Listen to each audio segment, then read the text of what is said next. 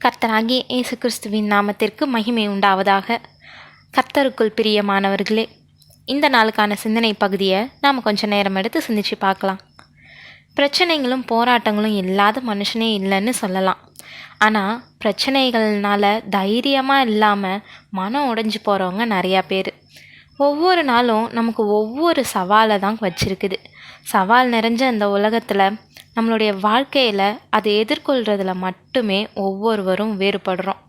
ஒரு சிலர் பணத்தினால் அந்த பிரச்சனைகளை சமாளிச்சிடலான்னு தைரியமாக இருக்கிறாங்க. இல்லை தனக்கு இருக்கக்கூடிய செல்வாக்குனால் அதை சமாளிக்கலான்னு சொல்லி நினைக்கிறாங்க. அது எல்லாம் எல்லோருக்கும் எல்லா நேரங்கள்லேயும் கை கொடுக்கறதில்ல. ஏதோ ஒரு கட்டத்தில் எல்லா நம்பிக்கைகளும் கைவிடும்போது சோர்ந்து போகிறோம். மனம் ஒடிஞ்சு போனவங்களா இனி வழியே இல்லைன்னு முடிவெடுத்து தற்கொலை செய்து கொள்ளவும் துணிந்து போயிடுறோம். பிரச்சனைகளை தீர்க்க சரியான வழி இருக்குதா, இல்லை பிரச்சனையே வந்தாலும் அதை மேற்கொள்ள முடியுமான்ற கேள்வி பலருடைய வாழ்க்கையில் தொடர்ந்து வந்துக்கிட்டே தான் இருக்குது. அப்படிப்பட்ட கேள்விகளுக்கு இதோ விடை இருக்குது. ஆமாங்க, எத்தனை பிரச்சனைங்க வந்தாலும் அமைதியாக சமாதானமாக சந்தோஷமாக இருக்கிறவங்க கொஞ்சம் பேர் தான். இப்படி ஒரு சிலரால் மட்டும் எப்படி எந்த சூழ்நிலையிலையும் அமைதியாக இல்லை சமாதானமாக இருக்க முடியுதுன்றதை இன்றைக்கி நேரம் எடுத்து சிந்திச்சு பார்ப்போம். அது ஒரு சைனீஸ் ரெஸ்டாரண்ட் ஊருக்கு நடுவில் இருந்துச்சு. ஈவினிங் டைமில் ரொம்ப பிஸியாக இயங்கிட்டு இருந்துச்சு. கொஞ்சம் அழுக்கு ட்ரெஸ் போட்டுட்டு ஒரு விவசாயி ஒருத்தர் அங்கே வந்தார். வாசலில் இருந்த உணவு பட்டியலை பார்த்துட்டு உணவகத்தோடைய உரிமையாளரை நான் பார்க்கணும் அப்படின்னு சொல்லிட்டு கேட்டார். அங்கே இருந்தவங்களுக்கு எல்லாத்துக்கும் ஒரே ஆச்சரியம். இருந்தாலும் உரிமையாளர்கிட்ட அவனை கொண்டு போய் விட்டாங்க. உரிமையாளர் ரொம்ப மரியாதையாக அவரை வரவேற்று உட்கார சொன்னார். உரையாடல் இப்படி நடந்துச்சு. உங்கள் உணவகத்தில் தவளைங்களை வச்சு சமைக்கப்படக்கூடிய உணவு வகைகள் நிறையா இருக்குது. என்னால் அதிக அளவு தவளைங்களை உங்களுக்கு விற்க முடியும்னு சொன்னார். அதுக்கு ஹோட்டல் உரிமையாளர், அப்படியா, ரொம்ப நல்லது, எவ்வளவு தவளைங்க உங்களால் கொடுக்க முடியும் அப்படின்னு கேட்டார். அதுக்கு இவர் 500, 1000 அப்படின்னு சொல்ல, அடேங்கப்பா, எப்படி இவ்வளோ தவளைங்க உங்களால் தர முடியும் அப்படின்னு கேட்டார். வந்தவர் சொன்னார், என் வீட்டு பக்கத்தில் ஒரு குளம் இருக்குது.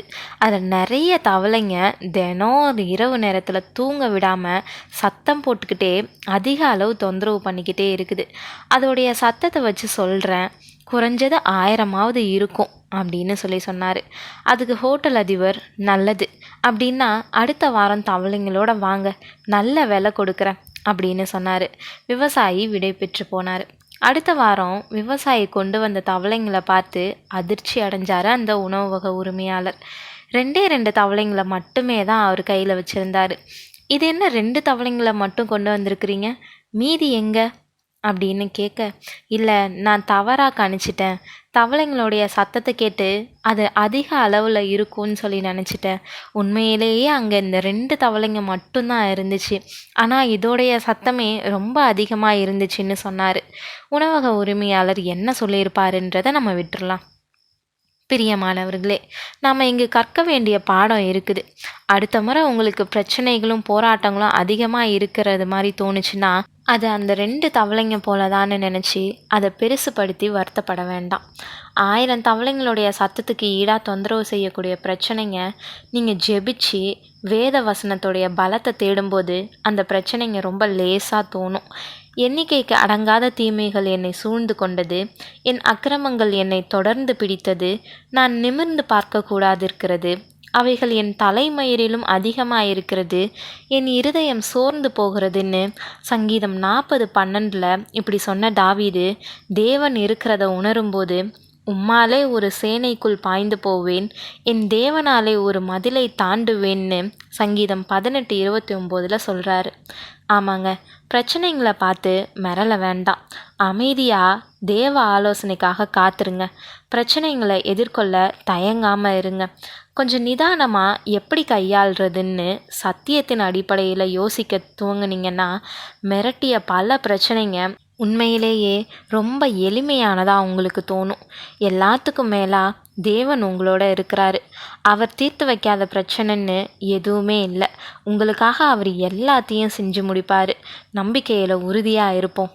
தேவன் தாமே உங்களுக்கு கிருபையும் தயையும் செய்வாராக. ஆமேன்.